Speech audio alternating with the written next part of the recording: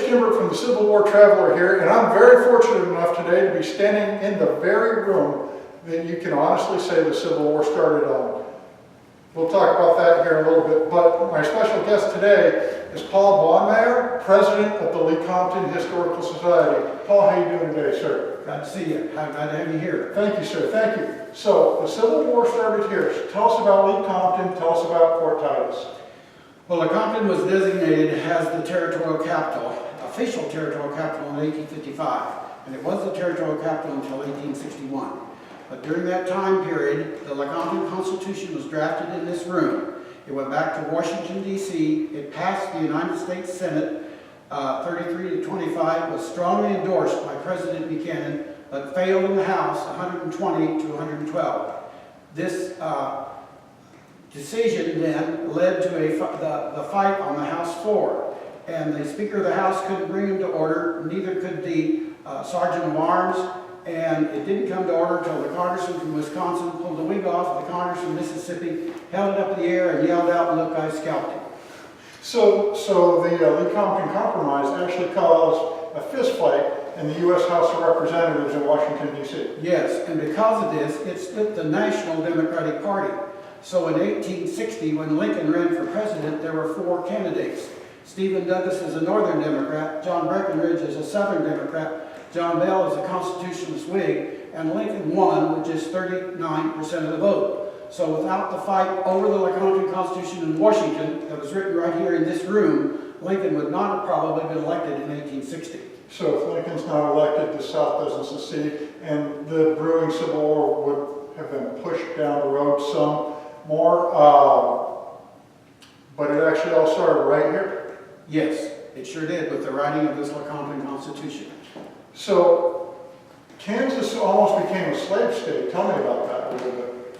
Well, the original vote on the Lecompton Constitution was fraudulent in the sense that there were more pro-slavery people living in Kansas at the time, but the Missourians wanted to make sure they won, so they crossed over the border en masse and voted illegally, and so the Lecompton Constitution the vote was big as a fraudulent election, and then they debated and debated for several years until finally Kansas was admitted to the Union as a free state. So what happened at Fort Titus? Well, at Fort Titus, the Free Staters were coming to sack and burn Lecompton in 1856, and they came to Colonel Titus's home, and they had a battle. Now, the people from Lecompton, some of them even fled across the river because they thought they were coming to Lecompton, but they captured 14 people, they killed 3 people, and it's the first battle in which there were actual casualties. Now, these were not Confederate and Union, but they were Free State and pro-slavery individuals. Okay, and that happened on August 16th, 1856. And the Battle of Osawatomie would happen just 2 weeks later, Yes. down in a little bit south of here. Yes. Okay, so what type of historical features do we have to offer folks here in Lecompton? Well, you can come to Constitution Hall, which is the national landmark, and it is the oldest wood frame building still standing in Kansas, and you can come up on the 2nd floor and experience the room where the Constitution was actually written. And we're actually there now.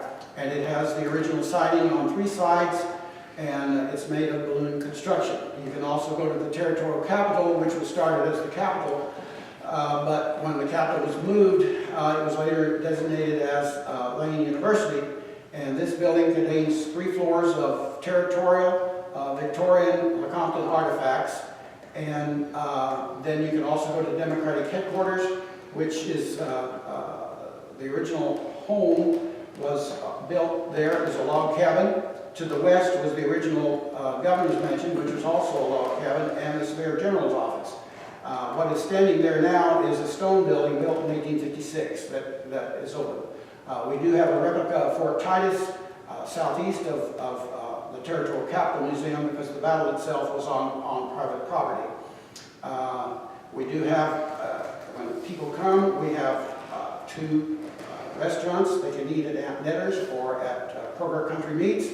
And if you have large motor coach tours, the United Methodist Church serves the meals. What's interesting, the United Methodist Church has a 9.5-foot grand piano that was used Tulane University in 1885, and it's that old. It's however many years, 140 years old. So there's a lot to see and experience, and it's a small town with a big, big, big history. Okay, so you attract an international audience. Tell me about the folks who have come from all over the world to visit Lecompton and the historical significance here. Well, our farthest person away was a professor from St. Peter's University in Russia. And he came and stopped in Lecompton, and he said that the reason he was stopping here is because he teaches United States history, and he talks about Lecompton, and he wanted to be able to tell his students that he had been to Lecompton. We have people from nearly all 50 states during the year, and they have all studied about Lecompton at some point in their lifetime. So one of the great ways to visit Lecompton is if you're in the Kansas City metro area, or if you're driving through on I-70. Lecompton is literally just off I-70, and it's very close to Lawrence. So you have not only the history of Lecompton that you could enjoy, but also the history of Quantrell's raid on Lawrence. Paul, thank you very much. And is there anything else you'd like to tell Well, us? Lecompton makes a great mystery tour, and we do have a special display from the middle of October through November and December. It's 170 Victorian antique Christmas ornaments and trees. It's an unbelievable display that's the best in the Midwest. We'll have to come back and catch it. Thank you all very much. Rich Kimber, the Civil War Traveler. I'll see you on the trail.